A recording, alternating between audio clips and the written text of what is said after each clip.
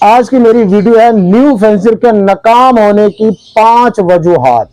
वजह नंबर 1, अगर 1 लाख लगाना है तो 50,000 से आपने स्टार्ट करना है।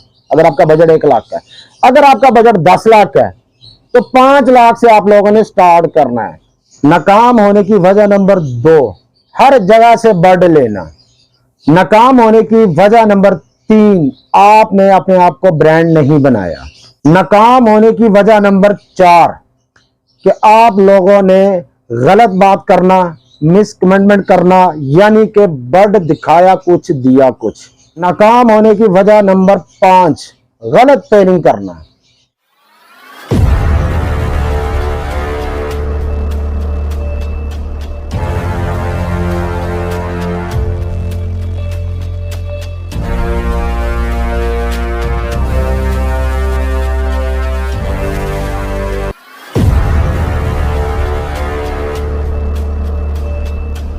बिस्मिल्लाहिर्रहमानिर्रहीम। अस्सलाम वालेकुम। आप देख रहे हैं welcome every Facebook and YouTube channel. आज की मेरी वीडियो है न्यू फेंसर के नाकाम होने की 5 वजूहात। ये आपने मेरी प्रॉपर वीडियो पूरी देखनी है। देखिए, मैं इतनी मुश्किल से टाइम निकाल कर ये वीडियो बनाता हूं। 10 मिनट की बनती है, बास 15 मिनट की बनती है, बास आधे घंटे की भी बन जाती है। ये आप लोगों के लिए है, ठीक है। अगर आप पूरी मुकम्मल वीडियो देखेंगे इंशाल्लाह ताला आप लोगों को फायदा होगा। और आज का जो मैं टॉपिक बना रहा हूं, जो न्यू फेंसर इस फील्ड में आ रहे हैं, ठीक है, वो काम करते हैं और 6 महीने साल बाद काम छोड़ के भाग जाते हैं, ठीक है। उनकी नाकाम होने की आज मैं आप लोगों को 5 ऐसे पॉइंट बताऊंगा जो ज्यादातर देखने में आते हैं। वजह नंबर 1, आपके पास जितनी भी इन्वेस्टमेंट है, जो आपने सोचा हुआ है कि मैंने 1 लाख लगाना है या मैंने 10 लाख लगाना है, ठीक है, उसका 50%, अगर 1 लाख लगाना है तो 50,000 से आपने स्टार्ट करना है। अगर आपका बजट 1 लाख का है, अगर आपका बजट 10 लाख का है तो 5 लाख से आप लोगों ने स्टार्ट करना है। अब उसकी वजह क्या है? लोग क्या करते हैं, वो 5 लाख अगर लगाना चाहते हैं वो डायरेक्ट ही 5 लाख लगाते हैं कि यार मैं एक बार सारे पैसे लगा दूं तो फिर मैं इसका रिजल्ट देखूंगा।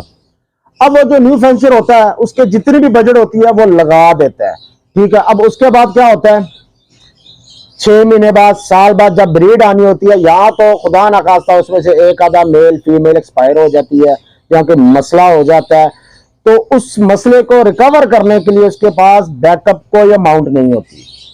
फॉर एग्जाम्पल, आपने 10 लाख लगाना है, 5 लाख लगा दिया, अब 10 लाख में से 5 लाख पड़ा हुआ है, वो इन्वेस्ट करना है, लेकिन एक तरीके के हिसाब से करना है। 5 लाख या आपने जो भी पेयर लेने थे, कमर्शियल लिए, हाई मेटेशन ली, जो वो आपको पता है। अब 5 लाख आपने लगा दिया, अब उसका कोई ना कोई मसला हो सकता है, उसमें से 1-2 मेल मर गए या पेयर मर गया या कोई मसला हो गया, आपके पास बैकअप पड़ा हुआ है। यार मैंने 10,000 का मेल लिया था या 50,000 का लिया था, मर गया खुदा ना खास्ता, अब फिर वो 5 लाख में से वो डाल सकते हैं, ठीक है, आपकी पेयरिंग प्रॉपर रहेगी।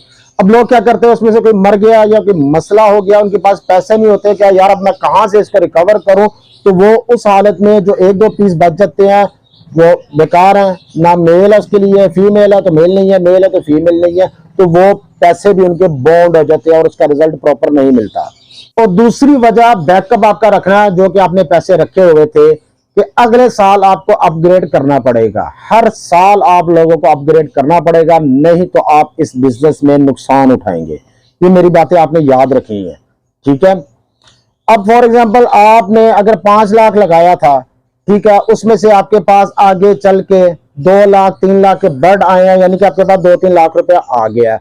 आपके पास 5 लाख बैकअप पड़ा हुआ था, उसमें से 2-3 लाख आपने उठा के फिर 5 लाख रुपया आपने इन्वेस्ट करना है अच्छी म्यूटेशन के अंदर, अपग्रेड के, जो आपके शेड में था उससे अगला समय लेके जो मॉडल आ रहा है ना लव बर्ड का, वो आपके पास होना चाहिए।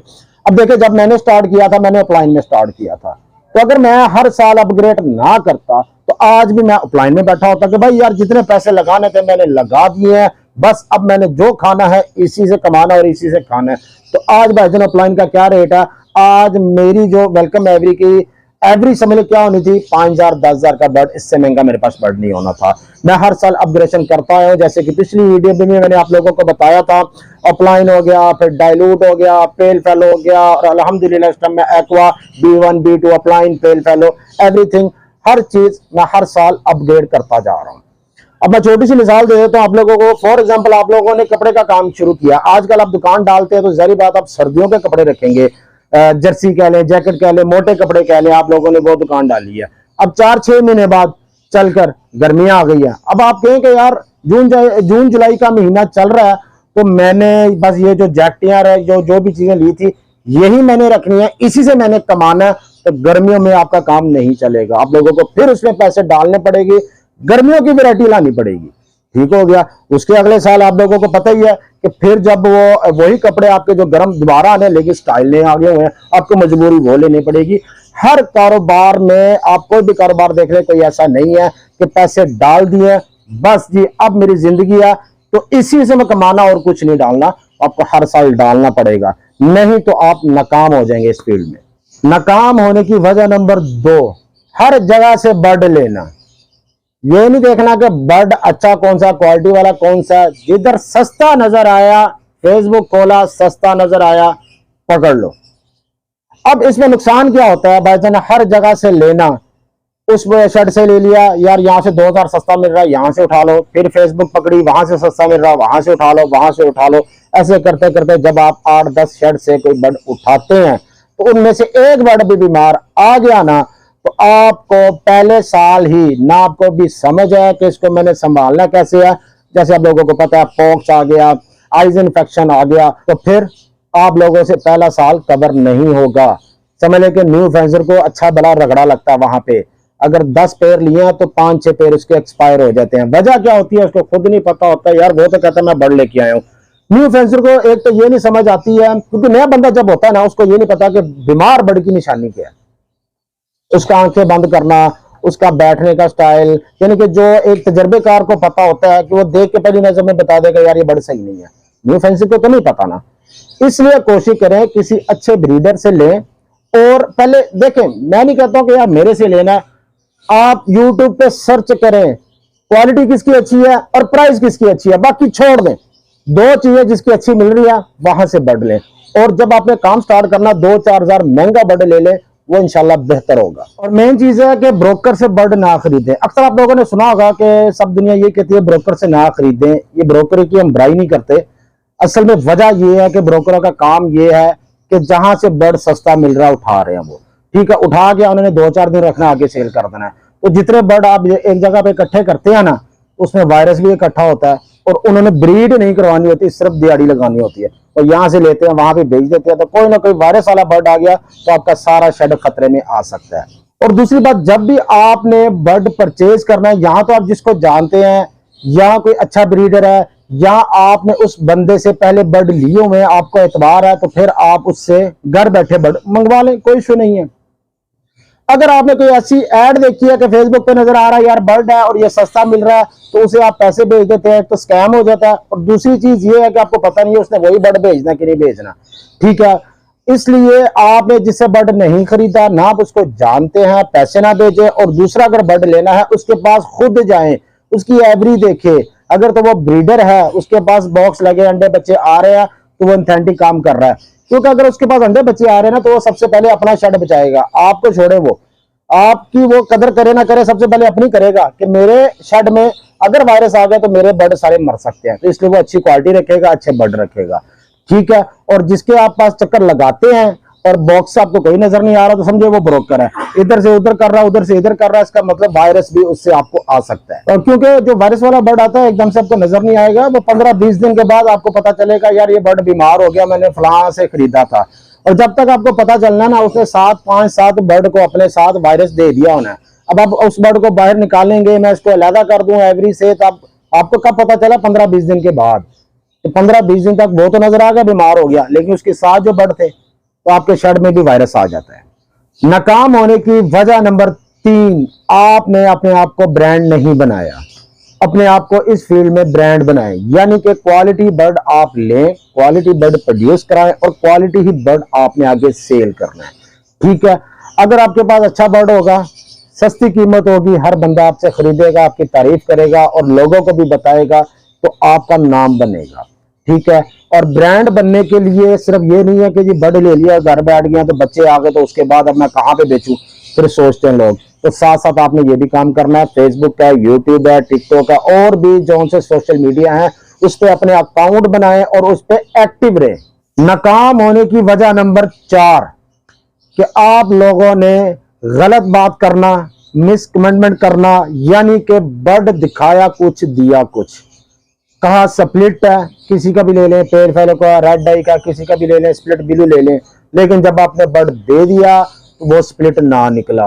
तो ये जैसे कि पीछे मैंने बताया कि ब्रांड बनने के लिए आपको ये सारी चीजें करनी पड़ेंगी। अगर आप कहते हैं कि यार दिहाड़ी लगा लो, एक दफा बर्ड दे दिया बस मेरी जान छूट गई, मैंने चाहे स्टिक मास्टर दे दिया, चाहे वो स्प्लिट है नहीं है तो मैंने स्प्लिट करके बेच दिया, तो कल के वो बर्ड अगर वो चीज ना निकला जो आपने कहा था तो भाईजान सिर्फ उस बंदे तक बात नहीं जाती, वो आगे 10 बंदों को और बताएगा यार फलां ब्रीडर से मैंने ये बर्ड लिया था, ये स्प्लिट नहीं निकला, ये फलां बंदे से मैंने ये बर्ड लिया था, कोई आके देखेगा यार इसकी क्वालिटी अच्छी नहीं है जी, मैंने फलां बंदे से लिया, अच्छा यार मैं तो समझता हूँ बड़े अच्छे बर्ड है, तो इस तरह आपका नाम खराब होता है। यानी कि आप लोगों ने झूठ नहीं बोलना, गलत डीलिंग नहीं करना, जो बर्ड दिखाया है वही देना। अक्सर मैं देखता हूँ लोग मुझे भेजते कि यार भाई ये मैंने बर्ड खरीदा था तो उसने मुझे ये तस्वीर दिखाई है, बर्ड आया तो भाईजान ये निकला है, अब मैं उधर क्या कर सकता हूँ, ठीक है।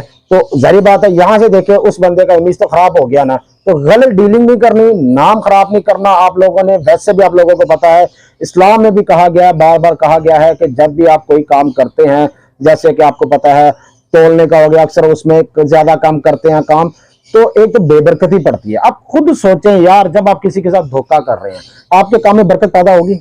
नहीं होगी। ये 2 नंबरी नहीं करनी इस काम में, नाम बनेगा तभी। अगर आपने 2 नंबरी की तो फिर आपका नाम नहीं बनेगा और 6 महीने साल बाद आपका ऑटोमेटिकली नाकाम होने के 100% चांसेस होंगे। नाकाम होने की वजह नंबर 5 गलत ट्रेनिंग करना। एक तो कोशिश करें जब भी आपने इस फील्ड में आना है ना, 4-6 महीने जितने आपको रिक्वायर्ड है, आपको समझ नहीं आती है तो साल ले लें, समझ आइए तो 2 महीने काफी है, ठीक है। इस पर प्रॉपर रिसर्च करें और काम करें।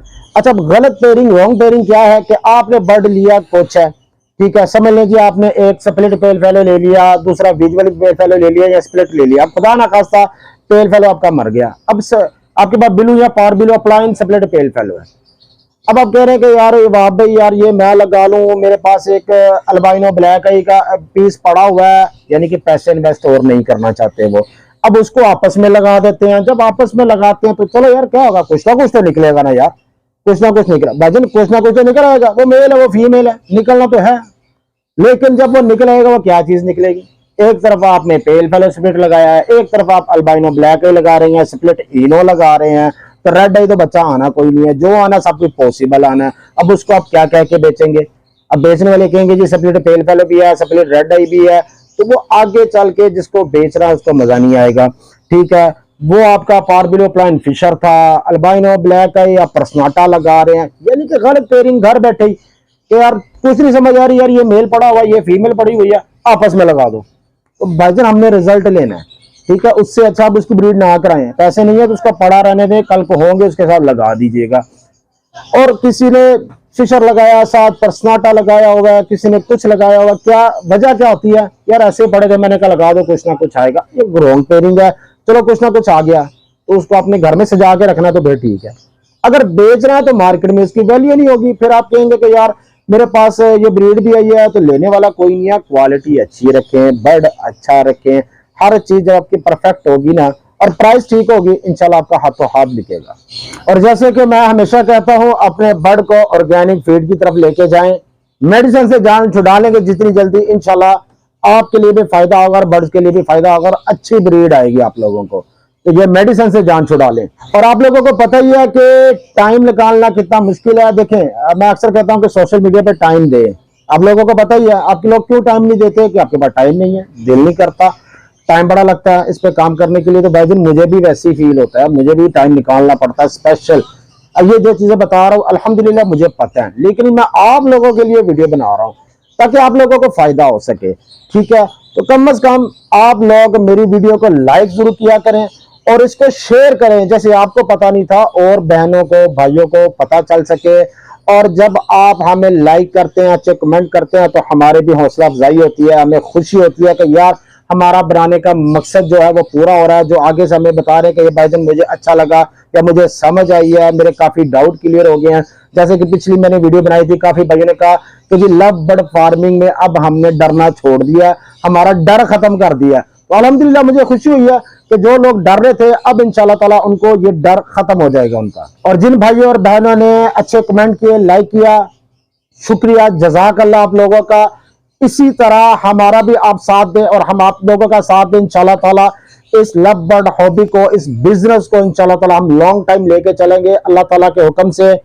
और इंशाल्लाह अब नेक्स्ट टॉपिक मैं जो बनाऊंगा बहुत ही जबरदस्त होगा कि बच्चे जो हमारे पास चिक्स निकलते हैं उनको सेल्फ हम कैसे करें, प्रॉपर सेल्फ कैसे करें और जल्द सेल्फ कैसे करें।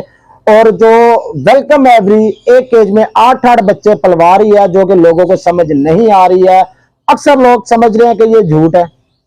मेरे बड़े अच्छे दोस्त हैं, वो कहते यार आपने ना, उसको मैंने एक बताई थी 1.25 महीना, कहता यार वाह भाई आपने 1.25 महीना बता दिया यार, ये ना बताते, ये देखो देखने में 2-2.5 महीने के लग रहे हैं। मैं क्या अल्लाह के बंदे ये 1.25 महीने की हैं और हो सकता है 2-4 दिन छोटे ही हों। तो ये सारा तरीका मैं आपको स्टेप 1 से स्टेप एंड तक आप लोगों को बताऊंगा इंशाल्लाह ताला। अगली वीडियो में मुलाकात होगी। अपनी दुआओं में हमें याद रखें और वेलकम एवरी को लाइक शेयर सब्सक्राइब करें। अस्सलाम वालेकुम व रहमतुल्लाह।